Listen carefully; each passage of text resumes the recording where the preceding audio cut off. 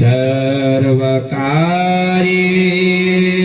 सर्वदा ज्ञानमूलं गुरुर्मूर्ति पूजामूलं गुरुपदम् मंत्रमूलं गुरुर्वाक्यम् मोक्षमूलं गुरुकृपा सौवर्णासनसंस्थितां त्रिनेत्रा पीतांशुकोल्लासिनी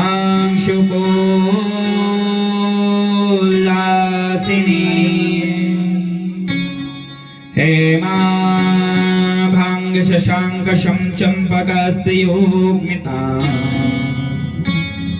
हस्तैर्मुद्गरपाशवदर्शनां सा बिभ्रतीं भूषणे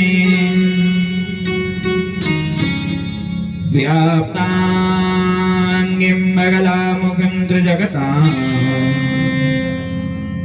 स्तम्भिनी चिंतये।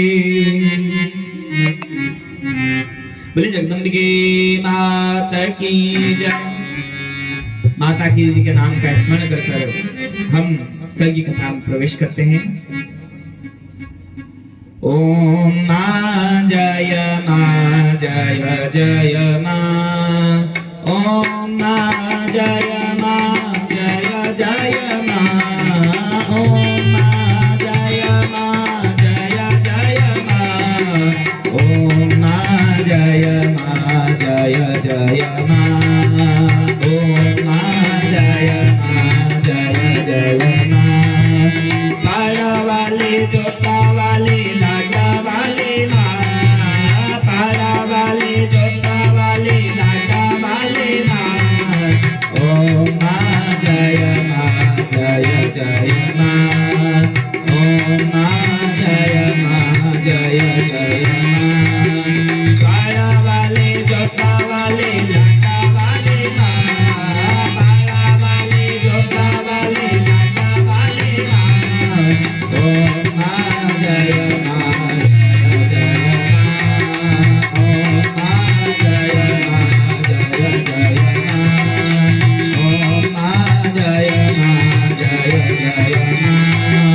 नालजा वाले बादवा वाले देवा डोंगरे वाले मां। नालजा वाले बादवा वाले देवा डोंगरे वाले मां। ओम मां जय जय मां। ओम मां जय जय मां। ओम मां जय मां। जगदम्बिके माता की जय। देव डुंगरी माता की जय। कल हमने कहा तक कथा सुनी थी, आप लोगों को याद ही होगा। बड़ी सुंदर से हम लोग काय की नवान मंत्र की कथा सुन रहे थे। आप भी कुर्सी लेके विराज जाइए आराम से। हाँ, हमने ऐं ह्रीं क्लीं चामुंडायै विच्चे इस मंत्र की जिस कथा को हम लोग श्रवण कर रहे थे, इस कथा के अंतर्गत सुखदेव जी महाराज उस गौभिल ब्राह्मण के श्रापवश देवदत्त जी के यहाँ पर जो ब्राह्मण का वहां पर जो बालक उत्पन्न हुआ ना, वह क्या हो गया? मूर्ख उत्पन्न हो गया। केवल क्या कहता था? ए कहा करता था। और माता जगदम्बिका ने उसकी सुन ली और वह जब पूर्ण हो गया तो इस नवान मंत्र का, कौन सा? ऐं ह्रीं क्लीं चामुंडाय विच्चे, इस नवान महामंत्र का वह केवल एक अक्षर, कौन सा? एम, वह भी अशुद्ध, शुद्ध भी उच्चारण नहीं करा। शुद्ध कैसा होता है? जिसे ज्ञानमय, जिसे ज्ञान की आवश्यकता होती है ना, जिसे सरस्वती देवी को प्रसन्न करना हो, वह इसका जप किया करते हैं। ओम ऐं नमः, ओम ऐं वो भी अशुद्ध नहीं जपा उसने। कैसा जपा? केवल ए। हम किसी को कहते ना, ए भैया ऐसा मत करना, ऐसा मत करना, ऐसा मत करना, ये काम मत कर, तो उस ए का केवल जप करके, क्योंकि जीवन में और कुछ सीखने का जो प्रयास करा वो कुछ भी नहीं आया, केवल या ए ही याद रहा। जब शिकारी उनके आश्रम के अंदर घुस गया और उन्होंने बारंबार उसको रोकने का प्रयत्न करा कि ए अंदर मत घुसो, यहाँ पर किसी प्रकार की हिंसा नहीं करनी है। और आज उनकी जो जप की जो संख्या थी वह पूर्ण हो गई और उनके अंदर क्या हो गई? ज्ञान की उत्पत्ति हो गई। तो जो मूर्ख बालक का जो बच्चा था उसका नाम क्या था? उतथ्य। वह सत्य तपा हो गया और भगवती ने जब दर्शन प्रदान करा, ज्ञान प्रदान करा ना, तो वो उसने ऐसी व्याख्या करी है आज ज्ञान की कि बड़े बड़े विशारद, बड़े बड़े ज्ञानी, बड़े बड़े मुनिगण जिस बात को अपने वेदों में, इन ग्रंथों में बारंबार, जिसे नेति नेति कहकर बारंबार कहा गया है, जिस सत्य के बारे में बारंबार चर्चा की गई है, वह सत्य हुआ उजागर करते हुए आज उस शिकारी को कहते हैं कि यह शिकार कौन है और कौन शिकारी है? तुम और हम दोनों ही क्या हैं? शिकार हैं। और यह काल एक दिन आना है और हमारा शिकार कर कर ले जाना है। कोई बचने वाला नहीं है। हम सभी को क्या होना है? मृत्यु प्राप्त करनी है। यही वह देवदत्त के पुत्र उतथ्य आगे चलकर वाल्मीकि जी का जन्म धारण करते हैं। ऐसी माँ की कृपा है। इस सुंदर सी कथा को हमने श्रवण करा और हमने क्या श्रवण करा कि ब्रह्मा विष्णु महेश जो माता जी के धाम में पहुंचे ना, ऐसे मणिद्वीप धाम में, तो यहाँ पर क्या किसी प्रवेश करने के लिए किसी पुरुष को अनुमति नहीं है। तो ब्रह्मा विष्णु महेश व त्रिदेव भी क्या बनकर गए? जोगड़ियां बनकर गए। महिलाओं की तरह रूप धारण कर लिया और जोगड़ियां आज उन्हें लेकर गई। तो ब्रह्मा जी हंस के ऊपर, विष्णु जी गरुड़ के ऊपर, वह शंकर जी नंदी के ऊपर वह जोगड़ियां का रूप धारण कर वहां पर गए हैं। उस सुंदर से वृतांत को हमने कल दर्शन करा था। अब नवरात्रि चल रही है, तो नवरात्रि में क्या होता है? आखिरी दिन लोग बात क्या सब जागरण रखते हैं। घर पर कोई बड़ा आयोजन हो तो कई राखे रात्रि जोगो राखे कि रखे आप लोग के घरे राखे। अब आप विचार करो कि रात्रि जोगा ही क्यों था, है ना? और भी तो कार्य कर सकते थे, तो रात्रि का ही जागरण क्यों करना है? क्यों? क्योंकि इस रात्रि के काल में ही क्या होता है? पाप सबसे अधिक बढ़ता है ना? 12 बजे के पश्चात 3 बजे तक का जो समय है रात्रि का, वह किसका समय कहा जाता है? निशाचरों का समय कहा जाता है। उसमें क्या बढ़ जाता है? पाप बढ़ जाता है। तो यह पाप क्या हो जाए? व्यक्ति इस पाप से मुक्त हो जाए। इस पाप से मुक्त होने के लिए जो ये जीवन में जो हम आए हैं, ये क्या है? रण है। अब इस रण में हमें कैसे लड़ना है? गिद्धड़ों की तरह, सियारों की तरह, के सिंह की तरह। माता जी किसके ऊपर सवार होती है? सिंह के ऊपर सवार होती है। तो वही सिंह जो रण में उतरे और वही उस सिंह को जगाने वाली, उसको धारण करने वाली जो माता जगदम्बिका है, वो उसे धारण कर यह बताना चाहती है कि इन 5 जानवरों की बलि हमें क्या करना चाहिए? इस रात्रि में प्रदान करना चाहिए। कौन कौन से? काम, क्रोध, मोह, मद और मात्सर्य। अब इंसान क्या करता है? बकरा पकड़ता है, भैंसा पकड़ता है, मुर्गा पकड़ता है, न उनकी बलि दे देता है। अरे साहब, उन्होंने क्या बिगाड़ा? देना ही है तो किसकी दो? हमारे काम की दो, कि मैं इन काम वासनाओं से क्या हो जाऊंगा? मुक्त हो जाऊंगा। अन्यथा इसीलिए ये शिवरात्रि, जन्माष्टमी की रात्रि, होली की रात्रि और हमारी ये नवरात्रियां जो चलती है, नवरात्रियां ये रात्रिगत बनाई गई है। इनमें क्या करना चाहिए? इन रात्रियों में जप करना चाहिए, तप करना चाहिए। और इसी की वजह से इसका नाम क्या रखा? जागरण। कि अगर इस रण को जीतना है तो जाग जाओ। सोने के लिए तो पूरा जीवन पड़ा हुआ है, पर इन रात्रियों में जो जागकर जो साधना करता है, भजन करता है, पूजन करता है, वो इन 5 प्रकार के जानवरों को इनकी क्या करता है? बलि प्रदान करता है। अब सब इंसान भी क्या है? बड़ा ही चतुर है। अब काम, क्रोध, मोह, मद, मात्सर्य, अब इनकी बलि प्रदान करना कोई सामान्य बात है? आदमी ने को के काम छोड़ दे, क्रोध छोड़ दे, गुस्सा नहीं करना तो वे छुटी जा हैं? दो बात किसी ने बोले कि अरे ऐसा किससे बोल दिया मेरे को?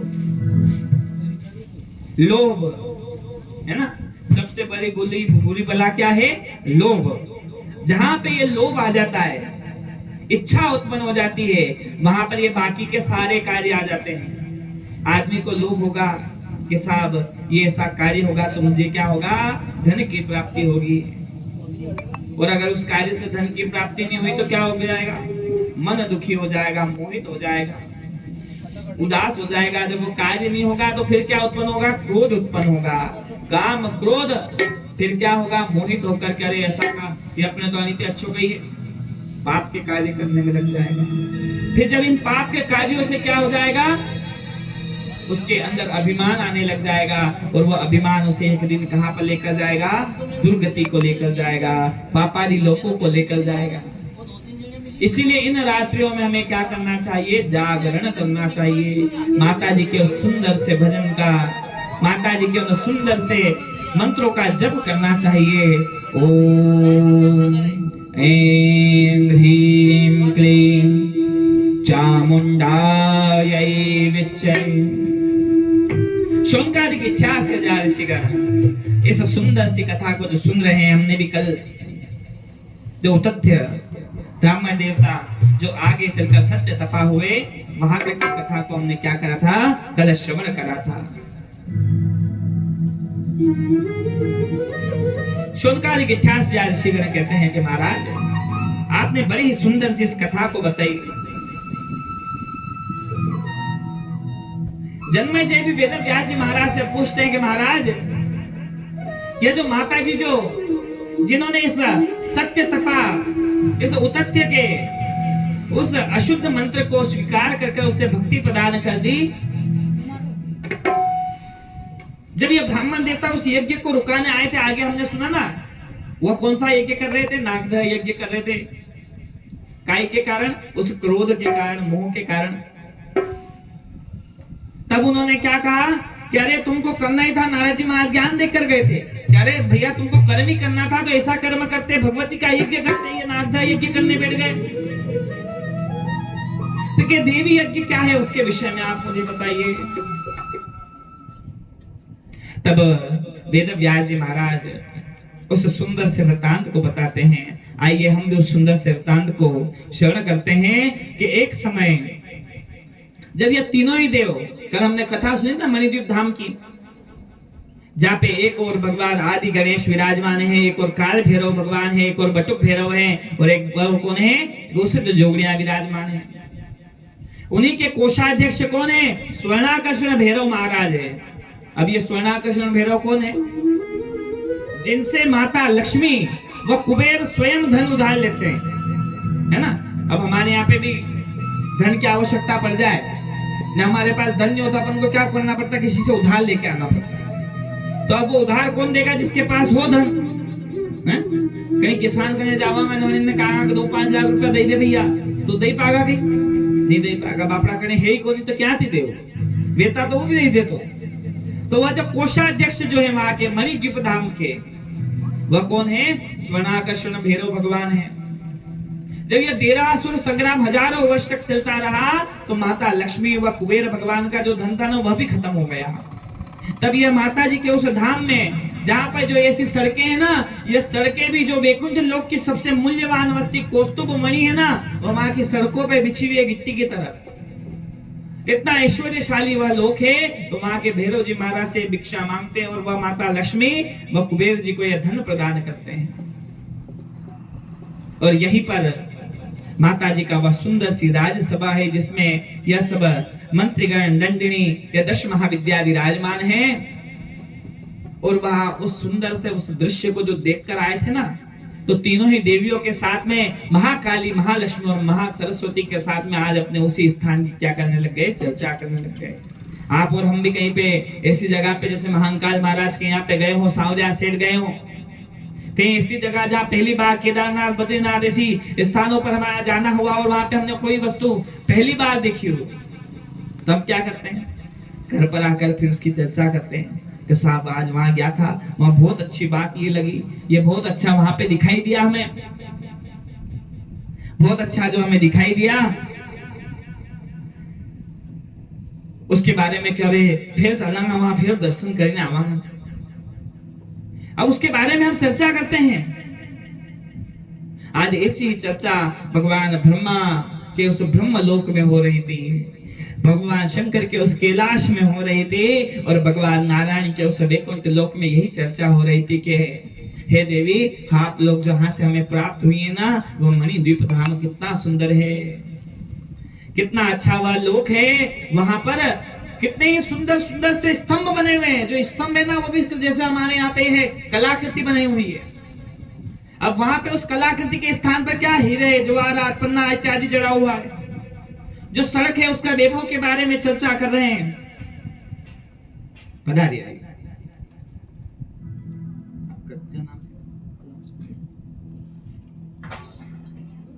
जय आसन का। जब इस सुंदर से स्थान पर जब आए ना,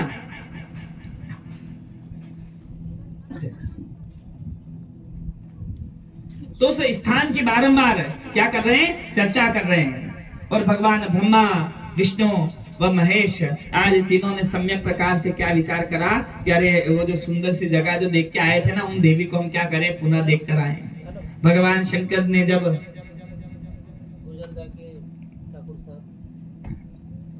गुजरदास से पधारे ठाकुर साहब का हार्दिक स्वागत अभिनंदन है।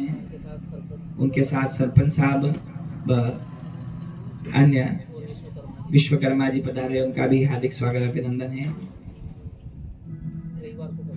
रविवार को हमारे यहाँ पे एक सुंदर सी ध्वजा यात्रा रखी गई है, उसका निमंत्रण आप लोगों तक पहुंचा होगा, उसमें भी आप लोगों सभी को पधारना है।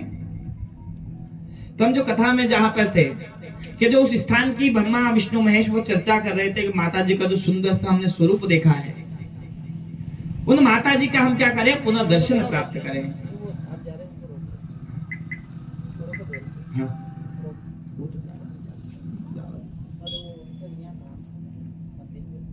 वापस आएंगे। किसी को वो बोल रहे थे मैं एक व्यवस्था करूं। बोल दिया। अच्छा बोल दिया। तो वो जिस स्थान पर आज तीनों ही ने मिलकर चर्चा करी है कि हम एक यज्ञ का आयोजन रखें और उन्हीं देवी का यह यज्ञ करें, तो कौन से स्थान पर करा, जहां पर गंगा सागर है। गंगा सागर का जो स्थान है ना, उस स्थान को हम तीनों ही देवों ने क्या करा, उस स्थान को मां समुद्र से उधार मांगा के स्थान हमारे को यज्ञ करने के लिए प्रदान कर दो। ये ब्रह्मा विष्णु और महेश ने उस स्थान पर जो यज्ञ प्रारंभ करा है, तो यज्ञ में माता महालक्ष्मी और भगवान नारायण यज्ञ की आहुति देने के लिए बैठे हैं। भगवान शंकर वहां पर एक और विराजमान है माता महाकाली के साथ में, और भगवान ब्रह्मा माता सरस्वती के साथ में बैठकर वह मंत्रों का उच्चारण कर रहे हैं। ओम ऐं ह्रीं क्लीं चामुंडायै विच्चे। इस मंत्र की हजारों वर्ष तक आहुति, जब 1000 वर्ष तक वह यज्ञ चलता रहा, तो जो भगवान नारायण जो बैठे थे ना, उनके केश कैसे हो गए, बड़े बड़े हो गए, ऋषियों की तरह हो गए। और आज माता जगदम्बिका उस यज्ञ से क्या हुई, बारंबार जब प्रसन्न हुई है ना, तो आज उनको ने उस यज्ञ के अंदर से प्रकट होकर आज उन्हें आशीर्वाद प्रदान करा है कि हे देव, तुम लोगों ने मेरा बारंबार यह वंदन कराए, 1000 वर्ष तक यज्ञ कराए ना, वर मांगो मुझसे, क्या वर मांगते हो। आज तीनों ही देवों को देखकर आज देवी कहती है कि हे नारायण, तुमने क्या करा है, इस यज्ञ में प्रधान यजमान बनकर ये आहुतियां प्रदान करी है, इसलिए जाओ, मैं तुम्हें वरदान प्रदान करती हूँ कि आज से इस यज्ञ के जो प्रधान देव होंगे ना, तुम ही होंगे। अब आप विचार करो, जो माताएं होती हैं वह अपने पुत्र को जन्म देती हैं, और नाम किसको देती है, पिताजी का। माता क्या अपने नाम से कभी कोई भी वस्तुओं को रखती है, नहीं रखती। अपने संतान के नाम से, अपने पति के नाम से, अपने पिता के नाम से रखती है। आज उसी प्रकार देवी ने भी उस प्रधान यज्ञ का देवता किसे बना दिया, अपने पुत्र भगवान नारायण को बना दिया कि जाओ, तुमने बहुत अच्छा काम करा है, तुम आज से इसके प्रधान देव होंगे। इसलिए हमारे यहाँ पे यज्ञ इत्यादि होते हैं तो हम लोग क्या बोलते हैं, बोले यज्ञ नारायण भगवान की जय, ऐसे ही बोलते हैं ना। यह उन्होंने उसे पद पर नियुक्त कर दिया भगवान नारायण को। आज तीनों ही देव जब बारंबार प्रसन्न हो गए, तब वेद व्यास जी महाराज बारंबार कहते हैं कि जो ये यज्ञ हुआ है ना, ऐसा यज्ञ जो था ना, ये सात्विक यज्ञ था। इसे क्या कहा जाता है, सात्विक यज्ञ कहा जाता है।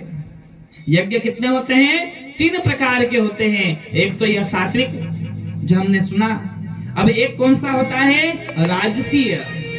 अब ये राजसीय यज्ञ कौन सा होता है, इसके बारे में वेद व्यास जी महाराज जन्मेजय को बता रहे हैं। कहे जन्मेजय, आप लोगों को मैं उसी स्थान पर ले जाता हूं जहां पर भगवान कृष्ण पांडवों के साथ में उस सुंदर से उस राजसूय यज्ञ का क्या कर रहे थे, कार्य कर रहे थे। अब वो राजसूय यज्ञ रखा गया। अब उस राजसूय यज्ञ में क्या हुआ, चारों ओर सेनाएं भेजी गई और आज सभी सेनाओं पे दिग्विजय होने के पश्चात जब वो यज्ञ वहां पर उपस्थित हुआ है, तो आज उस यज्ञ को कौन सा यज्ञ है कि वो राज की क्या करे, वृद्धि करे। सब लोग हमें क्या माने, दिग्विजयी माने कि चक्रवर्ती हम सम्राट हैं। इस बात को घोषणा करने के लिए युधिष्ठिर जी महाराज ने इस यज्ञ को करा। सुंदर सा वह इंद्रप्रस्थ बनाया गया। इंद्रप्रस्थ कौन सा, जो आज के समय में कौन सा स्थान है, वो है याद आप लोगों को, दिल्ली है ना। इंद्रप्रस्थ क्या है, दिल्ली। उस समय की वह किसने स्थापित करी, युधिष्ठिर जी महाराज ने स्थापित करी। और आज विचार कीजिए, आज भी वहां पर क्या चलता है, राज्यपाट का कार्य चलता है।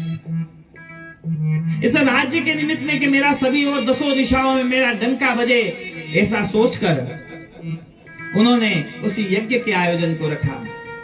अब यज्ञ के आयोजन में भगवान ने अपनी क्या सहभागिता करी कि साहब मैं तो वहां पे क्या करूंगा, ब्राह्मण देवता ने जो पंडित जी आएंगे और जो अतिथि आएंगे ना, उनकी झूठी पत्तले में उठाया करूंगा।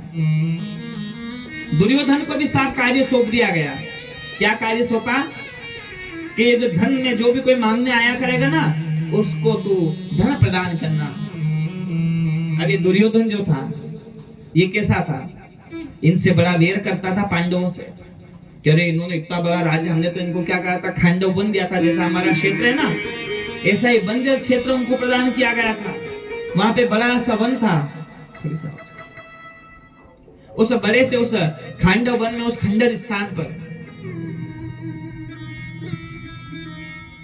जब भगवान कृष्ण व अर्जुन गए ना, तो उस स्थान में अग्निदेव को तृप्ति प्रदान करने के लिए वह स्थान प्रदान करा। और अग्निदेव ने उस स्थान को, वहां पर से सारे वन को हटा दिया और वहां पर क्या करा, अपने उस मैदानों को बुलाकर वहां पर एक मायावी नगर का स्थापना करी। अब जहां पे जल दिखाई देता था वहां पे क्या होता था, थल होता था। और जहां पे स्थान होता था उस जगह पे जल दिखाई देता था। अब वो मायावी जगह थी। जैसी चीज वहां पर दिखाई देती कि भैया यहाँ पे द्वार है, तो वहां पे द्वार नहीं होता, वहां पर क्या होता, दीवार होती थी। और जहां पर दीवार दिखाई देती कि यहाँ पे तो दीवार है, कुछ नहीं होगा, वहां पर द्वार हुआ करता था। अब ऐसा वह राजसूय यज्ञ किया गया। अब ये दुर्योधन साहब, इसको 10 रुपए किसी को दान देने के लिए कहा जाता, तो ये क्या करता कि ये धन खत्म हो जाएगा तो इनकी क्या होगी, अपकीर्ति होगी, लोग बात क्या कहेंगे कि साहब धन ही नहीं था तो ऐसा यज्ञ क्यों रखा। आज यही सोच के वह जलन के मारे 10 रुपए की जगह 20 रुपए दिया करता था। जिसको 100 देने हो उसको 200 दिया करता था। अब इतना धन जब मिलता था तो इधर पांडवों की क्या होती थी, बड़ी कीर्ति होती थी कि साहब किसी ब्राह्मण देवता को 100 रुपए दक्षिणा देनी होने, अगर 200 रुपए मिले वहां पे, तो ब्राह्मण देवता कोई नाराज होंगे क्या, वो भी खुश होंगे, अरे बहुत अच्छे यजमान है। तो वो भी ब्राह्मण देवता बड़े खुश होते, बड़ा आशीर्वाद देते। अब ये नियुक्ति किसने करी, भगवान कृष्ण ने करी। ये जानते थे कि ये जो दुर्योधन है ना, इसके हाथ में क्या है, चक्र है। ये जिसको जो चीज प्रदान करता है उसको 10 गुना होकर पुनः प्राप्त होती है ना। तो इसलिए वो 10 रुपए देता तो राजकोष में फिर क्या हो जाते, 100 रुपए वापिस आ जाते। यही यज्ञ में कर्ण भी दान देने के लिए बैठा हुआ है। कोई याचक आता है, उन भिक्षुओं को प्रदान किया करता है। सभी को कि भैया इनको धन की आवश्यकता है, उसके बारे में सारा लेखा जोखा वह रखता है। अब ये जो यज्ञ हुआ, ये कौन सा यज्ञ था? राजसी यज्ञ था। इसमें राजस तत्व की, रजोगुण की क्या थी? अधिकता थी। तो इसका परिणाम क्या हुआ? जानते हैं ना आप लोग, कथा को जानते हैं कि इस राजसूय यज्ञ में वही दुर्योधन जो किसी का अपमान करने का विचार रखता था, वह स्वयं क्या हो जाता है? अपमानित हो जाता है। जल की जगह पर स्थल को देखकर उस जल में जब वह प्रवेश कर जाता है तो वहां से जा रही द्रौपदी अपनी सखियों के साथ में उसे देखकर हंस पड़ती है और उसके मुख से निकल जाता है कि अरे ये तो अंधे का पुत्र, ये भी अंधा है। और यह बात उसे मन पर चुभ जाती है। और आज उसी वचन के अनुसार यह महाभारत के युद्ध का वह क्या बनता है? बीज बन जाता है। इसकी शुरुआत जो हुई ना, ये वहीं से प्रारंभ होती है। फिर इनके राजसूय इस सुंदर से उस महल को हथियाने के लिए उस द्युत कीड़ा को रखा जाता है। उस द्युत कीड़ा में भी लोग हार जाते हैं और फिर उन्हें वनवास करना पड़ता है, अज्ञातवास होता है। और आगे की कथा आप लोग जानते हैं। इस यज्ञ को कहा क्या जाता है? ये राजसीय यज्ञ है। इसके अंदर काय की अधिकता है? रजोगुण की। और उसी प्रकार से कौन सा यज्ञ होता है? तामस यज्ञ होता है। ये तामस यज्ञ कौन सा है? इसके बारे में आपको बताते हैं कि जो तामस यज्ञ है ना, वह इस प्रकार का है कि जो द्रौपदी है ना, इसके पिताजी महाराज द्रुपद जी है ना, इन्होंने क्या करा? अपने बारंबार से कठोर तपस्या कर कर आज अपने अभिमान का, अपने उस राज्य को हड़प लेने के उस कार्य के प्रतिशोधवश उन्होंने यज्ञ करा और द्रौपदी और धृष्टद्युम्न नाम के उन संतानों की उत्पत्ति करी। उसी प्रकार से वह तामस यज्ञ कौन से कहे गए हैं? जैसे जन्मेजय ने जो यज्ञ करा, जिसके अंदर क्या हुई? पशु की हिंसा हुई। नाना प्रकार के जो आप लोगों ने यज्ञ करते हुए देखे होंगे, कैसा बड़ा सुंदर सा आयोजन तो रखते हैं और फिर बाद में जाकर क्या कर देते हैं? पशु की बलि प्रदान कर देते हैं। तो उसके कारण क्या हो गया? उसमें हिंसा हो गई। तो उसमें हिंसा हो गई तो उसमें क्या हो गया? तामस गुण बढ़ गया। तामस गुण क्या है? जिसके अंदर अशुद्धता से सभी प्रकार के कार्य किए जाएं। और इस नागदह का जो यज्ञ है ना, यह तामस यज्ञ कहा गया है। एक और ही में तुम्हें एक और भगवान नारायण के द्वारा है किए गए एक सात्विक यज्ञ के बारे में भी मैं तुम्हें बताता हूँ।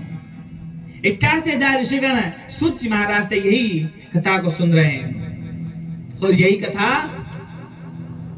अगस्त जी महाराज कार्तिकेय जी के मुख से सुन रहे हैं। यही कथा लोमश व जमदग्नि के बीच में चल रही है। अब सत्वगुण ही उस यज्ञ के बारे में बताते हुए वेदव्यास जी महाराज कहते हैं कि जो ये यज्ञ हुआ था ना, उसमें जो माता जगदम्बिका जब पुनः प्रकट हुई,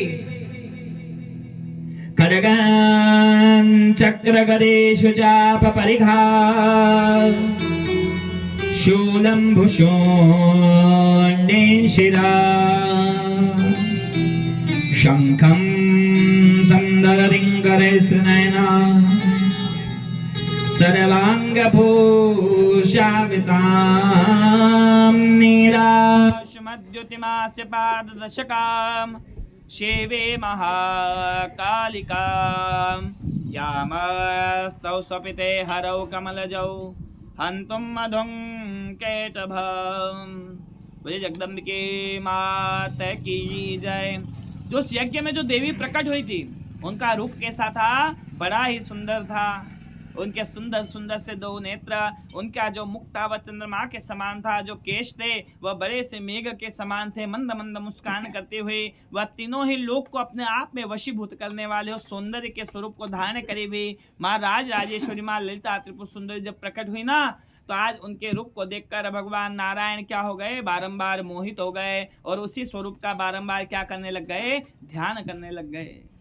उनके मन में जो 1000 वर्ष तक उस यज्ञ करने के पश्चात जो दर्शन प्राप्त हुआ था ना, उससे जो आनंद उत्पन्न हुआ, उस आनंद को पुनः प्राप्त करने की इच्छा उनके मन में उत्पन्न होने लगी कि जो उस स्थान पे जो यज्ञ करा था ना, उस पे जो देवी जी प्रकट हुई थी, उनका मैं पुनः दर्शन करना चाहता हूँ। तो आज ब्रह्मा विष्णु महेश और तीनों ने ही एक उपयुक्त स्थान को उजला कर, कहाँ पर, आज हरिद्वार से ऊपर ऋषिकेश के स्थान पर, वहां पर क्या करा, एक यज्ञ का आयोजन रखा।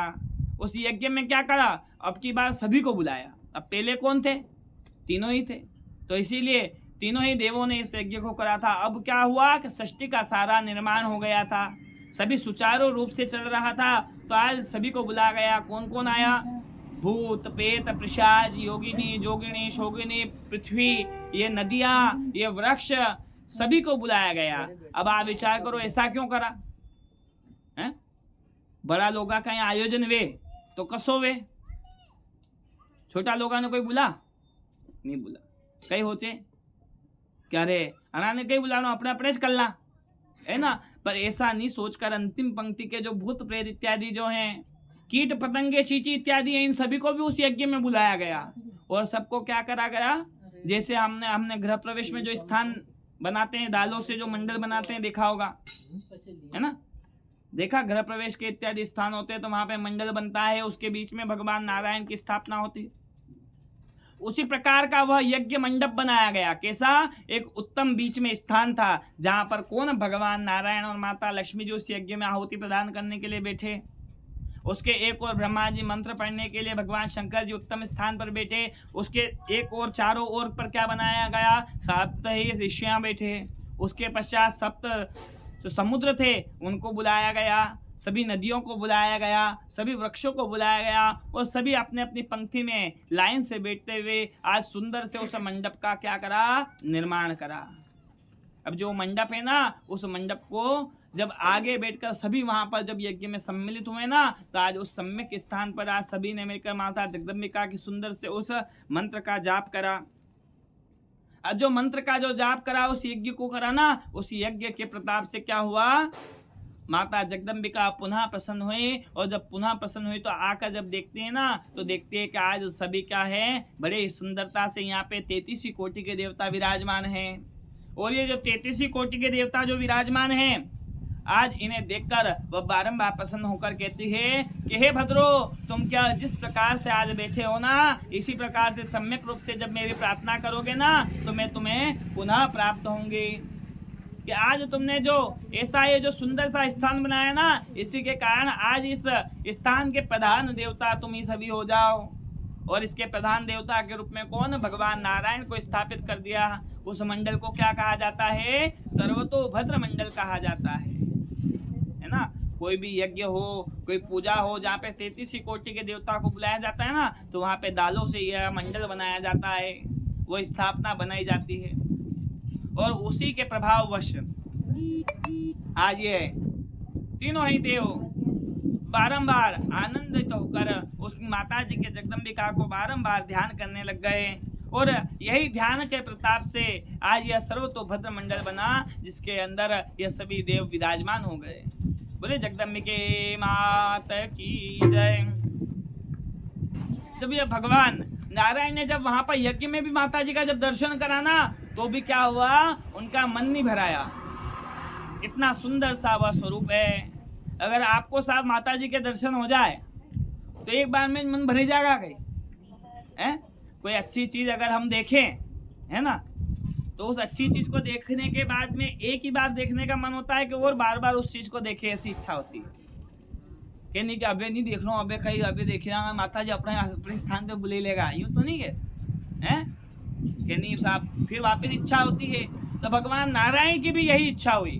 जब भगवान नारायण की जब यही इच्छा हुई, तब भगवान नारायण ने क्या करा कि अरे ये सब लोग मेरे साथ में चलते हैं तो क्या होता है, मैं अच्छे से क्या नहीं कर पाता हूँ, साधन नहीं कर पाता हूँ, है ना। एक जनो वे तो कई वे तब वे न, दो जना मिली जा तो कई वे हैं, दो जना एक जगह बहीने न कोई काम करे तो कई वही जा, भजन कीर्तन तो जगह पे रही जा, ने वाता चालू वही जा कि हाँ साहब आज तो असो वही थो, आज तो घरे सब्जी हो नहीं बनी, अबे तो घरे जाइने कई करनो है, खेते भी जाइने काम देखनो है।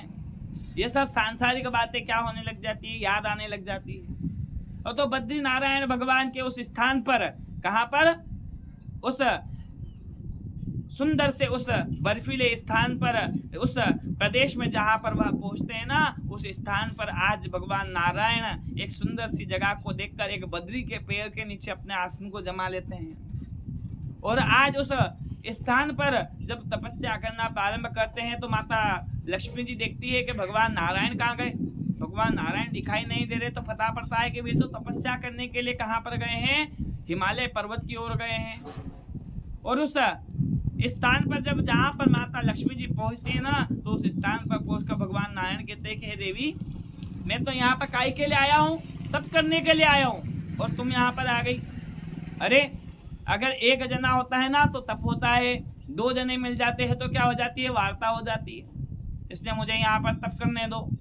तो माता लक्ष्मी जी ने भी कहा कि हे नाथ, केवल आप ही अकेले क्यों तप करते हैं, मैं भी आपके साथ में तप करूंगी। आप आगे की ओर मुख करके बैठिए। और वो क्या हो गई, पीछे की ओर मुख कर स्वयं भी बैठ गई। आज स्वयं भगवान नारायण और माता लक्ष्मी जी स्वयं क्या करने लग गए, वहां पर माता जगदम्बिका के उन उत्तम नामों का तप करने लग गए।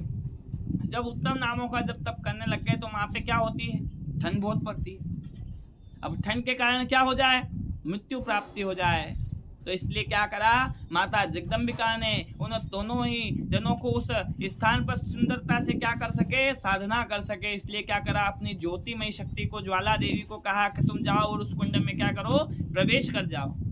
जिससे आप लोग कोई बद्री विशाल गए हो तो वहां पे देखा हो कि उस विशाल क्षेत्र में जो कुंड बना हुआ है, ऐसे तो ठंडे पानी का कुंड है और ऐसे गर्म पानी का कुंड है। अब दोनों ही कुंड पास में, दो कुआं एक हांडे एक ही जगह पे खोदी ना है, तो दोनों स्थान में क्या जल अलग अलग आएगा, क्या बाबूजी, एक ही जल आएगा क्या? अबे यो तालाब है तो अठे कसो जल गर्म है कई, अठे भी ठंडो है ने, वो करने वाला में जल है तो यो कसो है, यो भी ठंडो है, हैं? एक गर्म ने एक ठंडो वही सकेगा, नहीं वही सके। पर आप विचार करो, माता जगदम्बिका ने अपनी जो ज्वाला देवी को उसमें प्रविष्ट करा, तो उसी के कारण क्या होता है, वहां पे अगर किसी प्रकार का कोई साधन भी नहीं होता ना, तो कोई लोग बाग अपने टाविल में चावल बांध के उसमें डाल देते हैं ना, तो चावल भी पक जाते हैं। अब आप विचार करो, अगर चावल पकाई दे और सो गर्मी वालो पानी ठेठ कठे वहां बर्फ में, तो आज जब ये तीन दोनों ही देवों ने बारंबार तपस्या करी और उनकी उस तपस्या में उनकी सहायता करने के लिए देवी ने वहां पर क्या करा, उस ज्वाला देवी को प्रकट करा और ज्वाला देवी ने उस कुंड में स्थान प्राप्त करा। अब वो जो वहां पर जो बद्री का जो पेड़ था ना, बोर का जो पेड़ था, उसी के द्वारा वहां पर क्या हुआ, तप करने के कारण वह उस स्थान का नाम क्या पड़ गया, बद्री नारायण पड़ गया। अब आज से पहले आप लोग उस स्थान को क्या जानते थे कि वो किसका स्थान है, भगवान नारायण का स्थान है। तो भगवान नारायण भी स्वयं वहां पर जाकर आप देखेंगे ना, तो वहां पर क्या कर रहे हैं, तपस्या कर रहे हैं। इसीलिए इसके प्रधान आचार्यों में से एक आचार्य कौन, नारद जी महाराज, वहां पर क्या करते हैं, स्वयं भी वहां पर सेवा करने के लिए आते हैं। अब 6 महीने तक तो आपने लोग कर ले, फिर बचा हुआ 6 महीना जठे बर्फ पई जा, तो वहां पर कौन सेवा करता है, भगवान नारद जी महाराज आकर सेवा करते हैं। क्यों, क्योंकि वह इसके परम भागवत कहे गए हैं, वह बारंबार सत्य को जानने वाले हैं कि इस जगत में जो दिखाई दे रहा है ना, वह सभी क्या गया है, बारंबार छुपाया गया है। अगर सत्य सब लोग जान जाए तो सबकी मुक्ति हो जाए, सब मुक्त हो जाए तो फिर ये संसार का स्तर चलेगा, है? इसीलिए इसको बारंबार, इसको सभी प्रकार से ढककर इन वेदों के अंदर, इन ग्रंथों के अंदर छुपाया गया है कि जो पारखी होगा, जो जानने वाला होगा, जो भगवती को प्राप्त करने की इच्छा मन में रखता होगा, वो तो इसे जान ही जाएगा। पर कोई विधर्मी, कोई म्लेच्छ, कोई इस कार्य को न जान सके। अब आप विचार करो कि अपने यानी भारत देश में 1000 वर्ष तक राज्य है नहीं, कभी मुगलों का राज रहा, कभी अंग्रेजों का राज रहा, कभी म्लेच्छों का राज रहा, तो इन्होंने क्या हमारे इन धर्म ग्रंथों को इन आसानी से ऐसे स्थान पर रहने दिया होगा? अब आज के समय में हम देखते हैं कि जो गौ माता की ऐसी हिंसा हो रही है, तस्करियां कर रहे हैं गौ माता की। तो आप विचार कीजिए कि उस समय में क्या स्थिति रहती होगी हमारे धर्म की। तो इस धर्म को बचाने के लिए जो हमारे ऋषि मुनिगण थे ना, ब्राह्मण गण जो थे ना, उन्होंने क्या करा, अपने 5-5 वर्ष के जो बालक होते थे ना, उन्हें ही क्या कर देते थे, इन मंत्रों को पढ़ाकर कंठस्थ कराकर उन्हें वन में भेज दिया करते थे, ऐसे जंगल में छोड़ देते थे। अब आपको 5 वर्ष को नाती पोता रहेगा, अब बनाने छोड़ी दोगे आप अस्तर हैं कि वहां जाओ, अबे ठाकुर माँ को कोई संबंध को नहीं, माँ का यहाँ आजो मत, ये पढ़े लिखे वही किया बे हैं न, कहीं भी दो तो कहीं भी बार रुकी जाएगा कहीं वे आई जा घर देखी ने कहा नहीं अपनो तो घर यहाँ से हैं। आप विचार कीजिए, इससे वह बालक वहां पर वनों में रहकर, क्यों, अगर बस्ती में आ जाए तो इनको पता पड़ जाए और वो क्या कर दे, उनको भी मार डाले। तो इसलिए उन ग्रंथों को मौखिक रूप से कंठस्थ कराकर आज उन्हें उन वनों में भेज दिया जाता था, और उन्हीं के आशीर्वाद स्वरूप आज यह ग्रंथ हमारे सामने उपस्थित होते हैं। यह उनका बारंबार हमें क्या है, ऋण है। आज इसी के ऋण को चुकाने के लिए हम क्या करते हैं, गुरु पूर्णिमा पर ब्राह्मण देवताओं का पूजन इत्यादि कर्म करते हैं। ब्राह्मण देवता जब हमारे घर पर आते हैं, है ना, जिस समय हमारे घर पर उन्होंने कदम रख दिया, उस कदम को रखते ही वो क्या हो जाते हैं, हमारे यहाँ पे भोजन करने के अधिकारी हो जाते हैं। अबे आप बनाने को या मत को, पर आपके घर में जो अन्न बना है ना, वह किसका अधिकार हो गया, उसके ऊपर उन ब्राह्मण देवता का अधिकार हो गया। क्यों? क्योंकि अगर जब तक यह धर्म है ना, तब तक आप लोग इस धराधाम पर हो, अन्यथा न जाने कब यह प्राण पखेरु हमारे उड़ जाए और भगवान हमारे को कब यह रसातल में पृथ्वी चल जाए।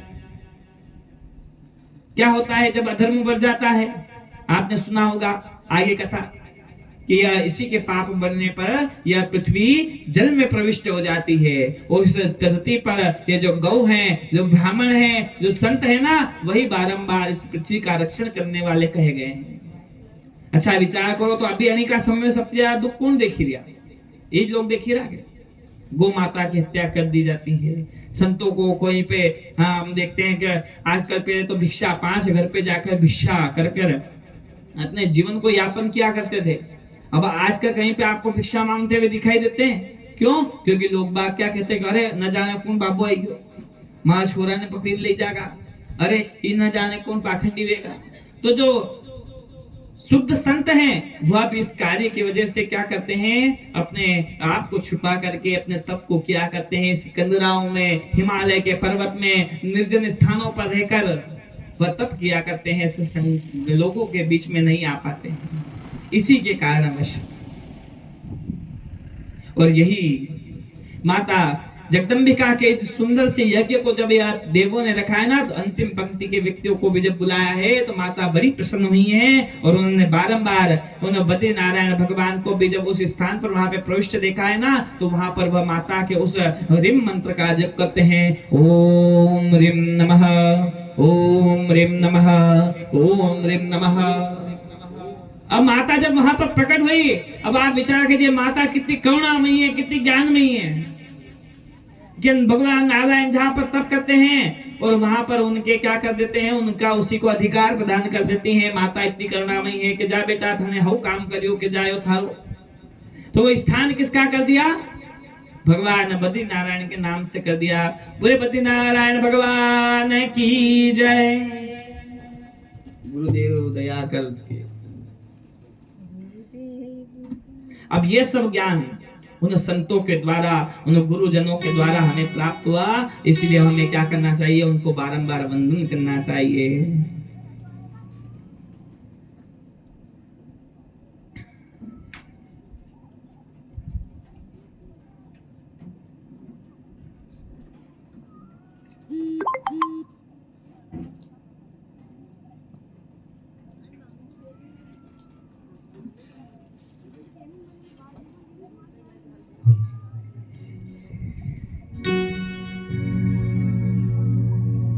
बोले सतगुरुदेव की जय।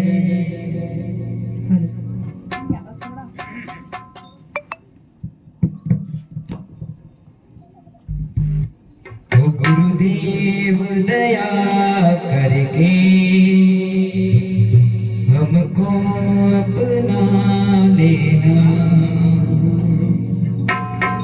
मैं शरण पड़ा तेरी, चरणों में जगा देना। गुरुदेव दया करके मुझको अपना लेना। गुरुदेव दया करके मुझको अपना लेना।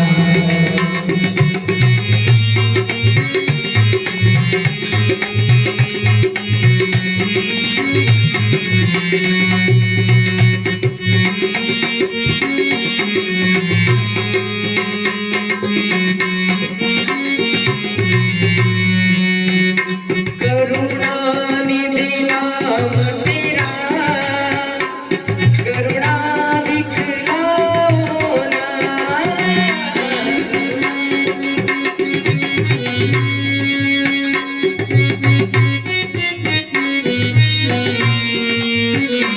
सोए हुए बादलों को हे नाथ जगाओ ना।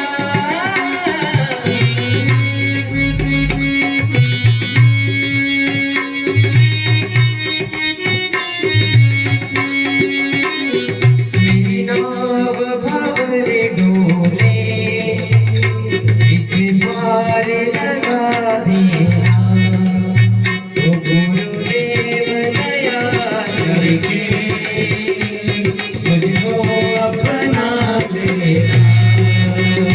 मैं चरण पड़ा तेरी, मैं चरण पड़ा तेरी, चरणों में जगा देना। गुरुदेव दया करके मुझको अपना लेना।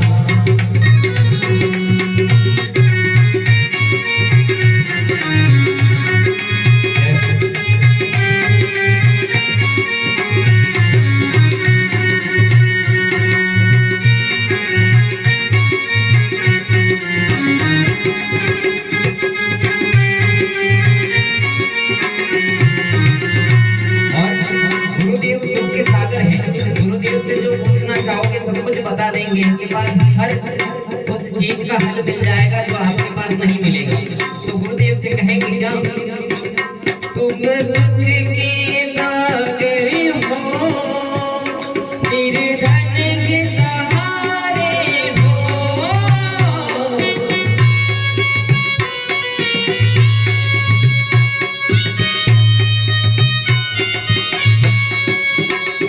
इस तन में समाए हो, मुझे प्राणों के प्यारे हो।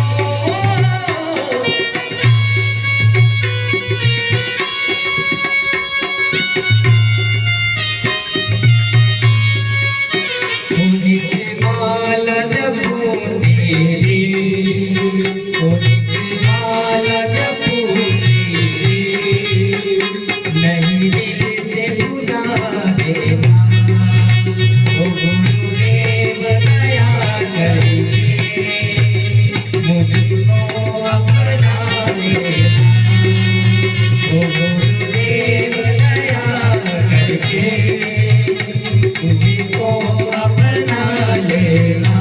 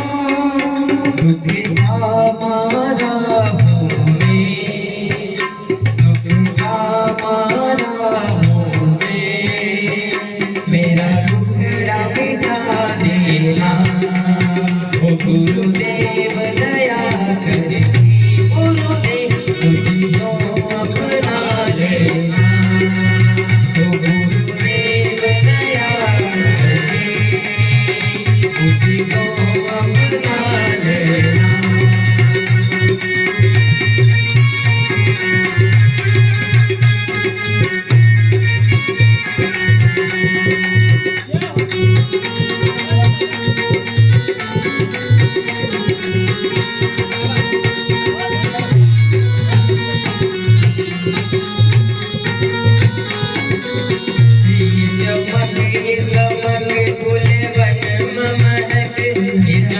ये दमक फूलवन महक, सब कुछ गुरुदेव तुम्हीं से है, सब कुछ गुरुदेव तुम्हीं से है।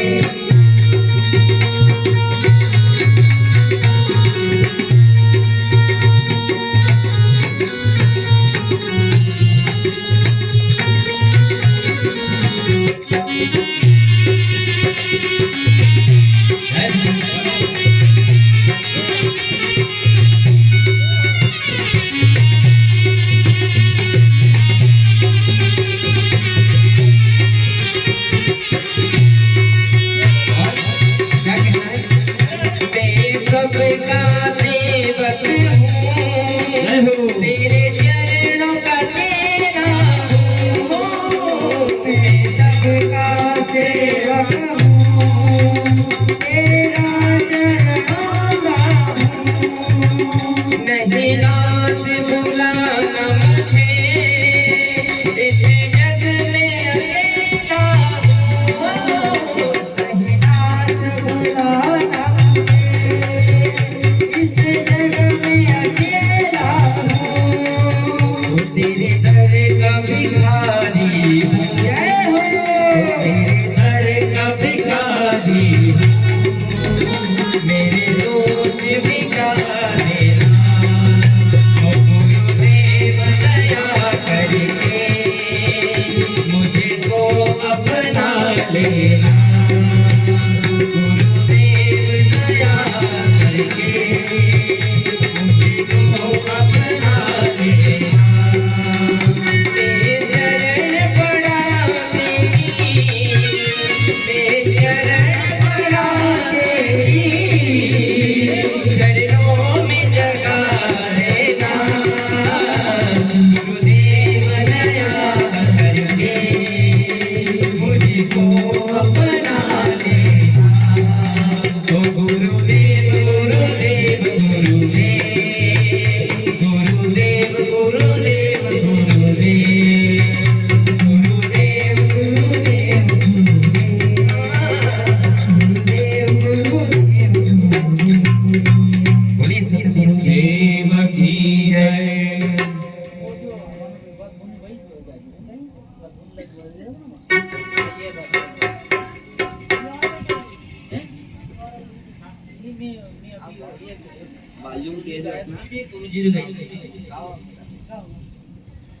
बोलो गुरु महाराज की,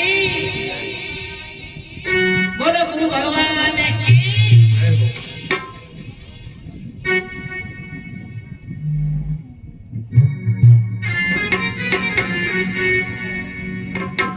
ओ सतकर पार लगावेगा,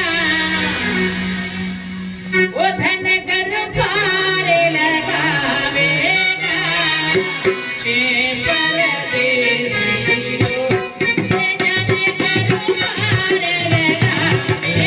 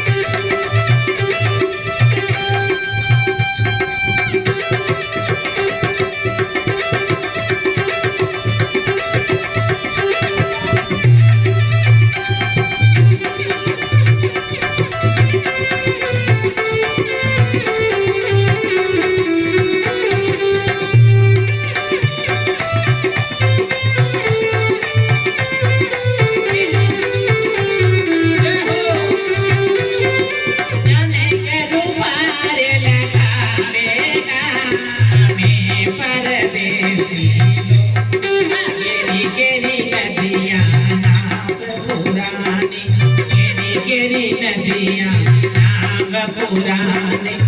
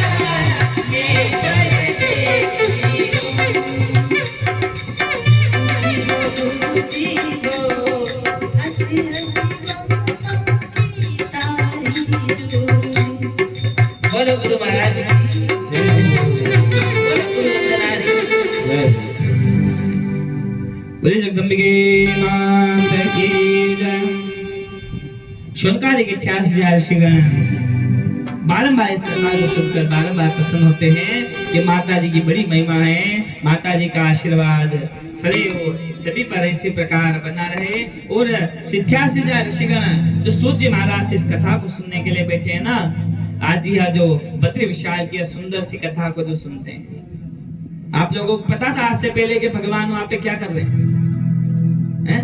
कहीं हम जिम जाता था फिर कि वाह साहब चलो वहां बैठा है, चलो दर्शन तो करी ना वहां। पर भगवान स्वयं भी वहां पर क्या कर रहे हैं? तपस्या कर रहे हैं। अब आप विचार करो, अब ये जो जितनी प्राकृतिक आपदा आ रही है उस क्षेत्र में, इसका कारण क्या हो सकता है? अब आप अगर कोई पूजा में बैठे न भी वहां जाइने ना बड़ा बड़ा डीजे चलाओ है, तो कई बनी ना हु लागेगा है? नहीं लागेगा। वहां जाइने ने ये सेल्फिया खींचो ने, ये पन्नी प्लास्टिक में जाइने फेंकी दान,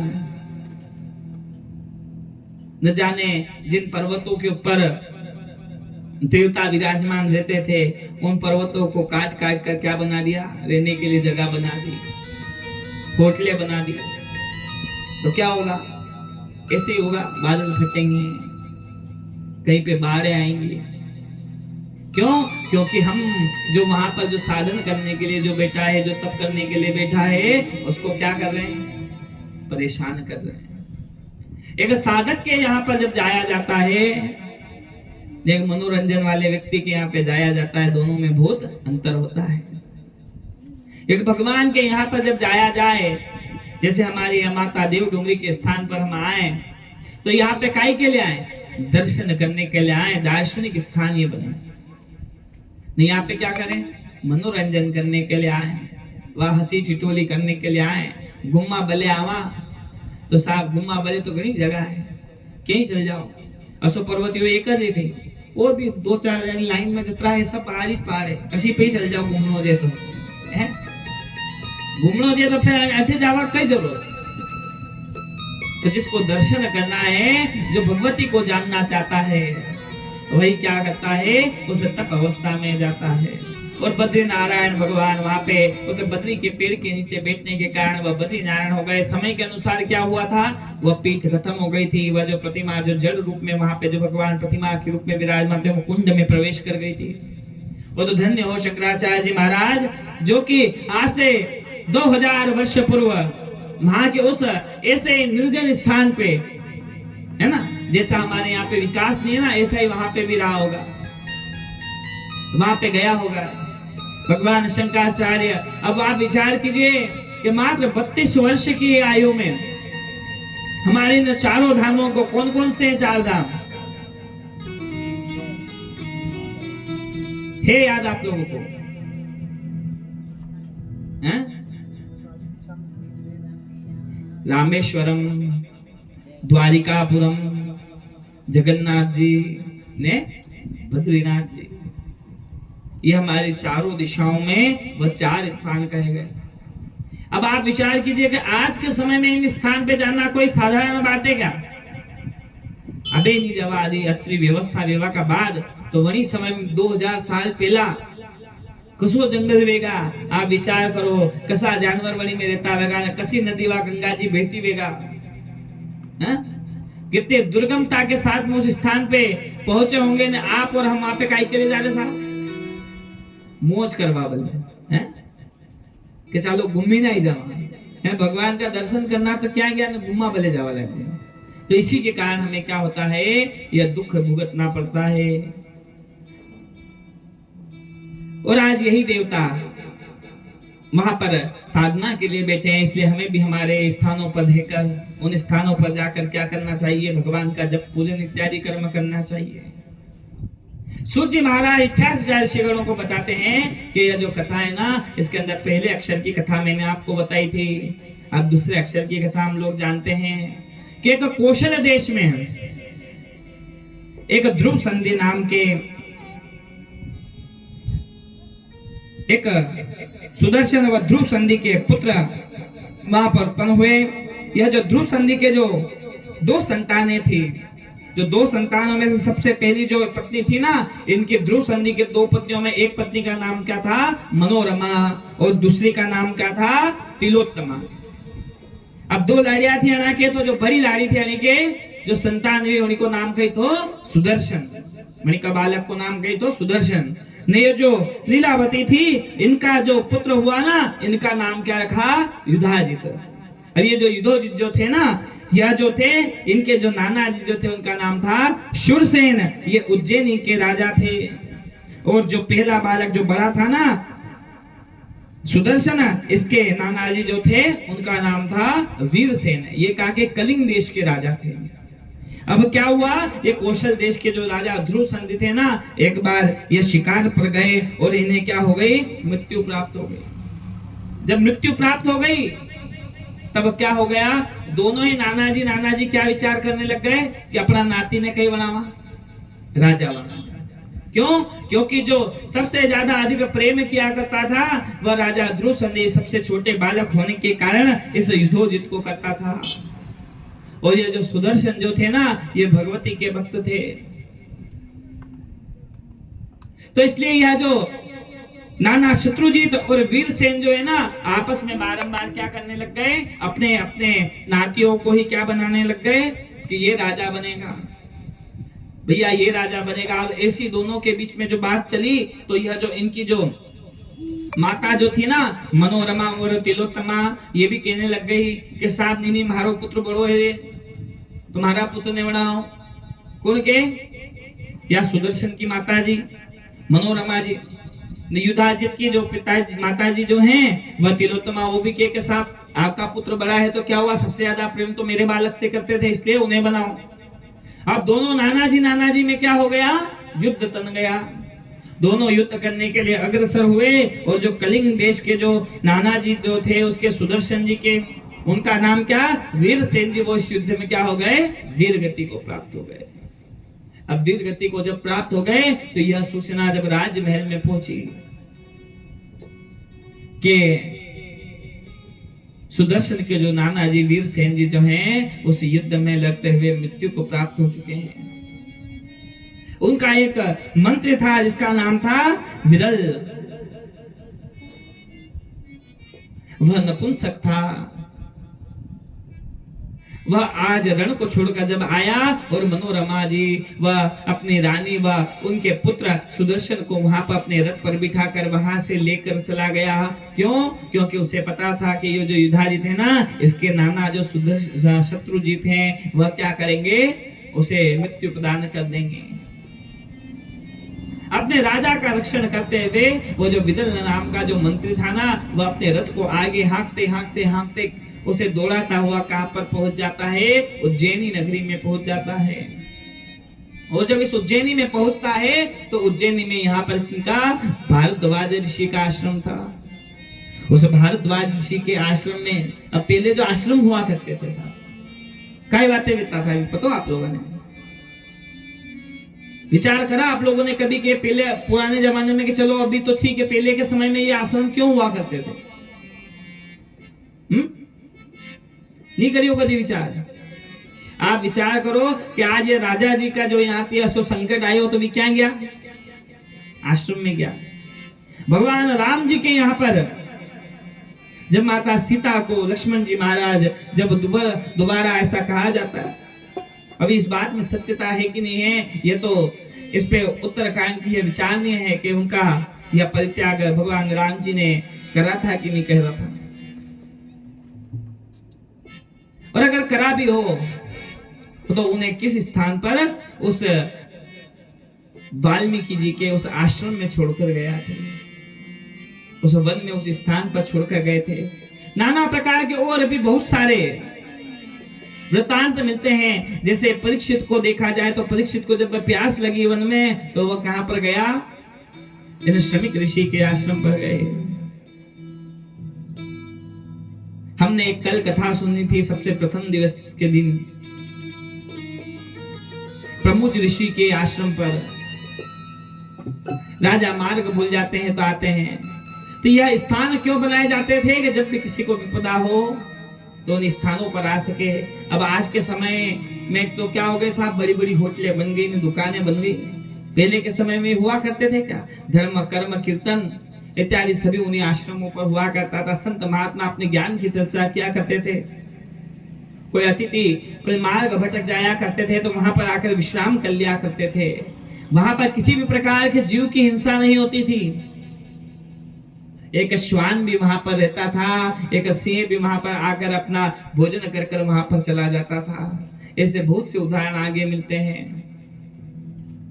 उस स्थान पर उन ऋषि मुनियों के तप के द्वारा वो जो जीव है ना, उसकी जो प्रवृत्ति है, वह प्रवृत्ति भी क्या करता था, छोड़ दिया करता था। तो आज ये जब विदल अपने रथ को हाँकता हुआ वह मंत्री उस भरद्वाज ऋषि के आश्रम में अपने रथ को लेकर जाता है, और जब रथ वहां पर पहुंचता है तो भरद्वाज ऋषि पूछते हैं कि यह कौन है। तो बताता है कि महाराज आपके चरणों में बारंबार प्रणाम है।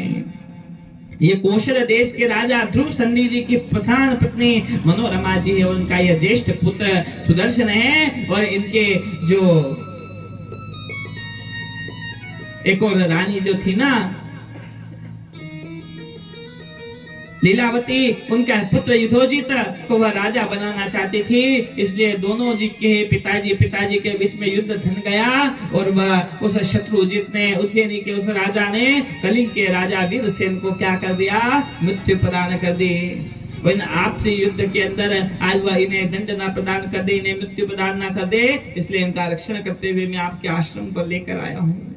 आप इनका रक्षण कीजिए। यह बोध है, इनका कोई रक्षण करने वाला नहीं है। जब ऐसा भरद्वाज ऋषि को पता पड़ा तो उन्होंने अपने आश्रम में उन्हें स्थान प्रदान करा है, और वह बालक मात्र 5 वर्ष की अवस्था वाला वहां पर आज भरद्वाज ऋषि के आश्रम में उन ऋषि के गुरुकुल के उन कुमारों के साथ में, ऋषि कुमारों के साथ में धीरे धीरे कर बड़ा होने